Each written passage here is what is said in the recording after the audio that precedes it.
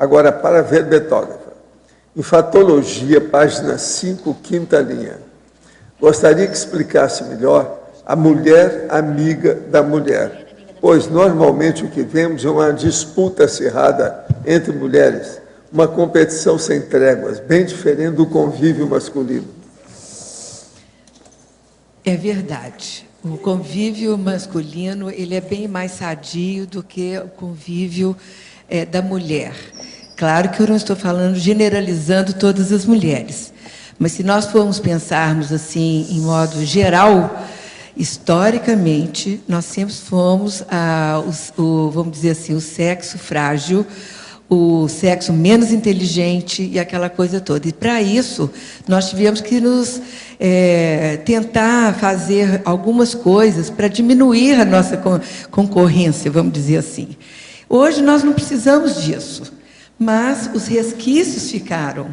E aí que entra o problema.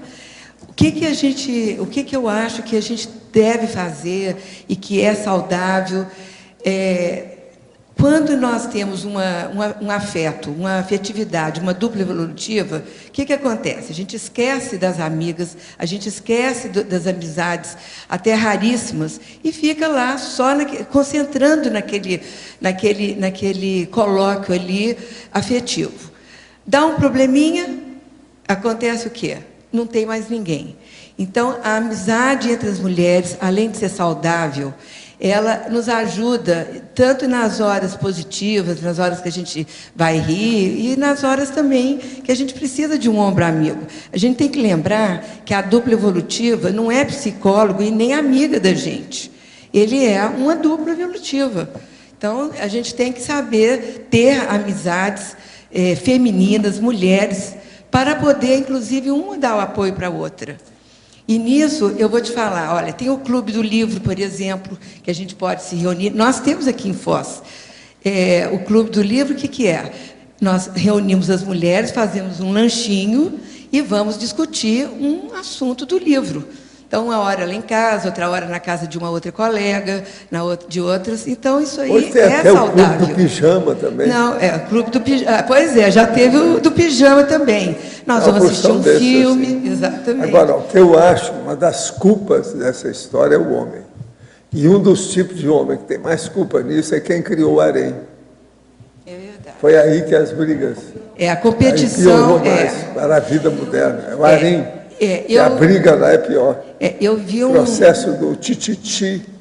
Né? O tititi, a competição, quem é que vai ganhar, mesmo. Quem é a primeira, quem é a segunda. Agora aqui, a verbetógrafa. Como seriam as questões deste verbete para uma consciência que nasceu com o corpo masculino, mas sente-se mulher, ou seja, é homossexual? Não está usando, na realidade, o manual de instrução do corpo que veio. É fato.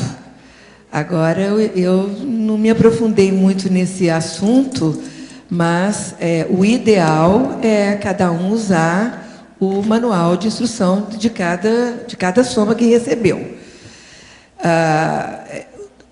Fora disso, professor, você teria aí algum comentário aí sobre porque... O processo de homossexualidade, ele é sério porque a pessoa não está satisfeita com o instrumento que deram a ela. Então, ela quer mudar aquilo.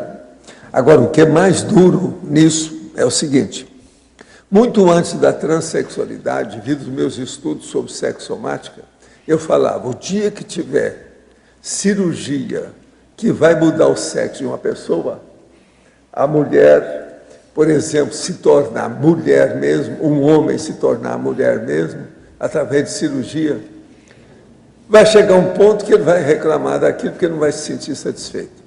Então, a tendência da pessoa, seja lésbica ou homossexual, é ele não se sentir satisfeito com aquilo que ele tem.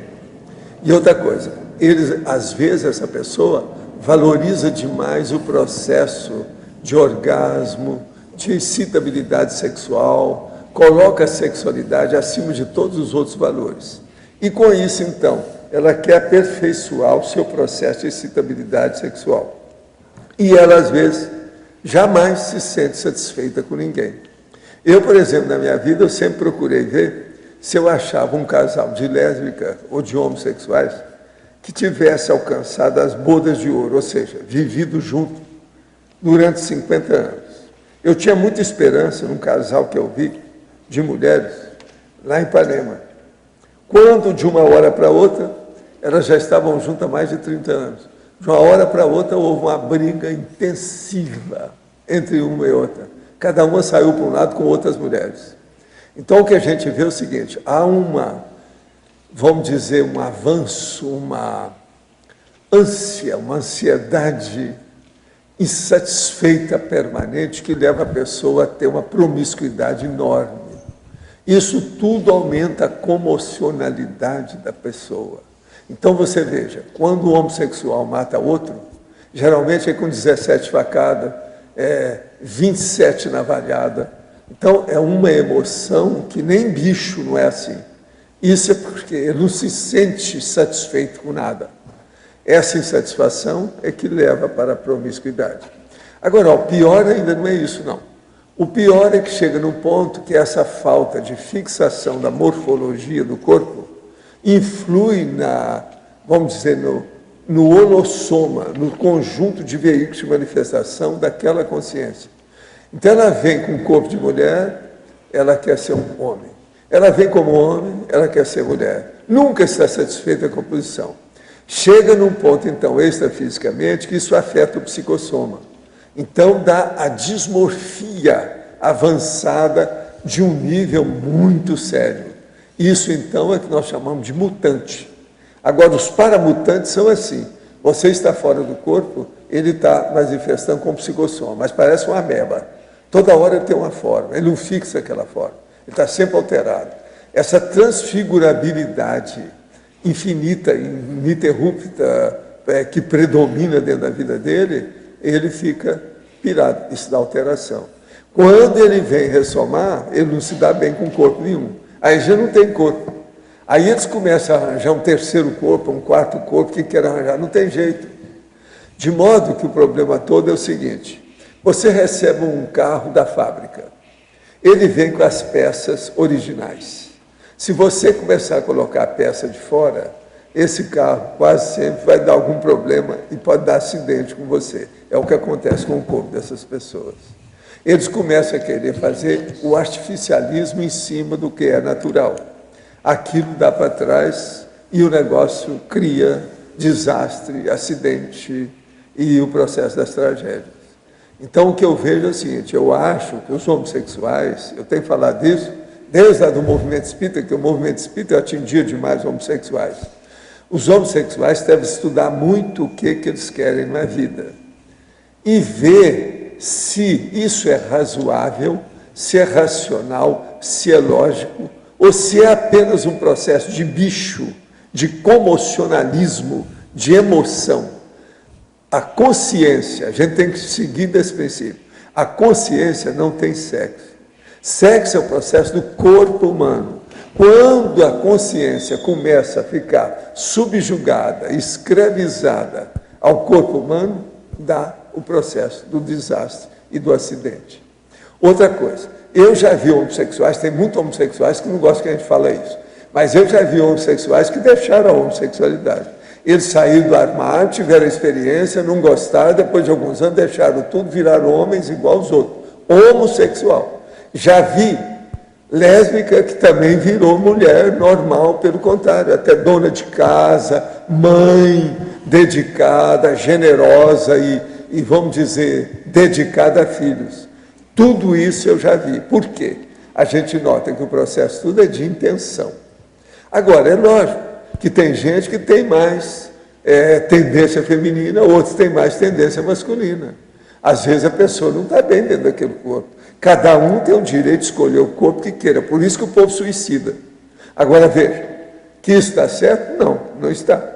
Homossexualidade não adianta falar, porque é antifisiológico. Nós temos que entender isso. Tudo que vai contra a fisiologia é besteira.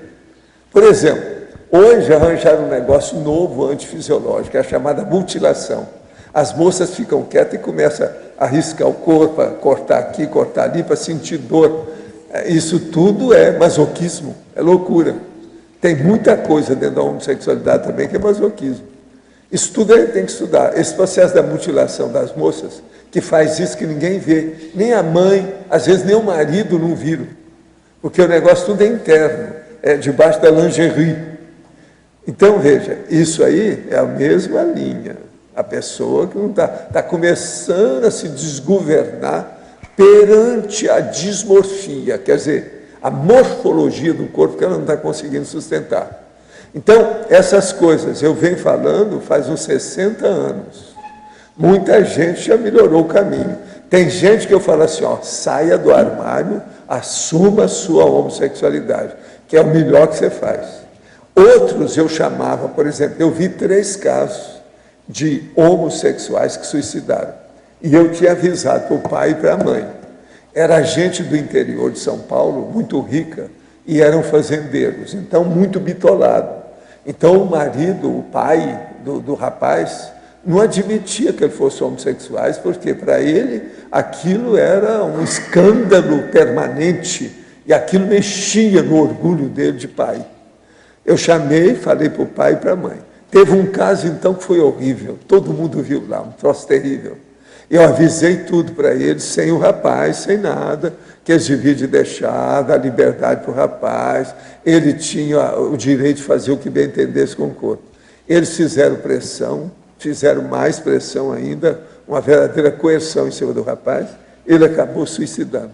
Meses depois, vem o pai e a mãe chorando as mágoas. Eu falei assim, pois é, vocês querem pôr a tranca depois que já houve o arrombamento da casa toda através da porta. Não tem mais jeito. Vocês agora pensam bem a bobagem que vocês fizeram. Agora, ó, eu vi 3 casos desses. Um deles, foi muita gente que viu, foi um escândalo.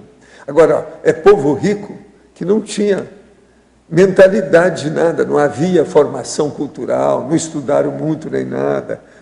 Não admitia um problema desse de modo algum. A gente tem que entender que quem é dono do corpo é a pessoa, ela faz do corpo o que ela quiser. Agora, a pessoa, quando acontece um caso desse, eu falo com o povo, falo assim, ó, cuidado, hein, seu filho pode suicidar. Vocês ficam fazendo pressão em cima dele, ele fica desesperado aí por causa do processo de emoção, ele já é radical, ele está extremista dentro do problema. Quando uma pessoa quer mudar de sexo, ela é radical, ela é extremista.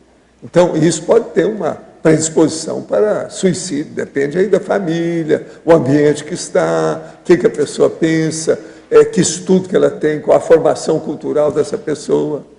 Então, isso tudo a gente tem que começar a pensar, né?